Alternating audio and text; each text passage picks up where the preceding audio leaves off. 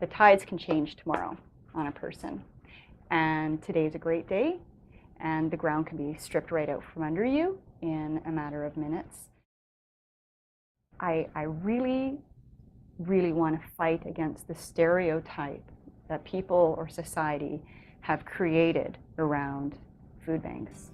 There should be no judgment, and there should be no picture in our minds about what a hungry person looks like. My name is Rebecca Trudeau, and I have been a volunteer at Winnipeg Harvest for 2 to 3 years. Bernie Cron, I've been coming here for 4.5 years. My name is Jane Moses. I just come from Southern Sudan. My name is Shelley Sauvé. I've been using Harvest for probably 20 years at this point. Hi, I'm Andrew Hermkins. I'm Rena, and we've been coming to Winnipeg Harvest for about 3 years. I'm Deb Sharrock, and I have been a part of Winnipeg Harvest since the late 1990s. When we were using food banks, I was aware of the fact that it was a negative thing, and generally I didn't talk about it. I'm sure there were some other children in the school that use food banks, but it's not something people talk about, and especially children, and it was kind of embarrassing because of the negative stigma that's attached to food banks, but I don't mind talking about it now because of where I am today and how much I have contributed back to Winnipeg Harvest.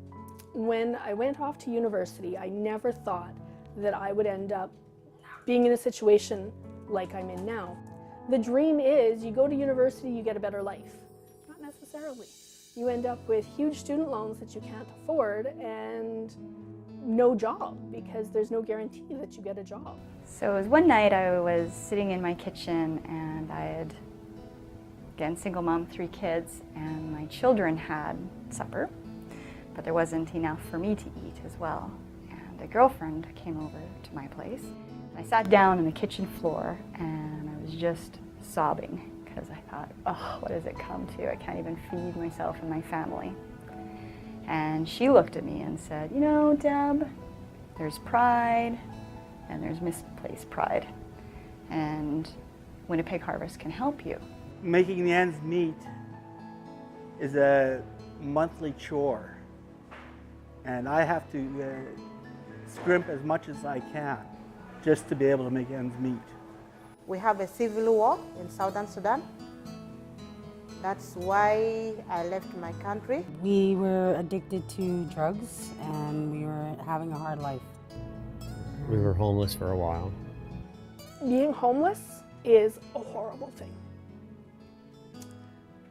Being homeless by yourself is, you feel worthless. There's not much you can contribute to society, that you're a burden, that you don't feel worth life. Add to that, if you're homeless with children, you're terrified. You're terrified somebody's gonna find out your ugly secret and take your children away from you. We were living in the rooming houses, and they were infested with bed bugs, and we didn't want to live like that, and we were trying to beat our addiction. So we went out and bought a tent and put it up behind Winnipeg Harvest, and David came and knocked at the tent and said, what are you guys doing here? Come on in for something to eat, come brush your teeth, wash your hair, have a shower.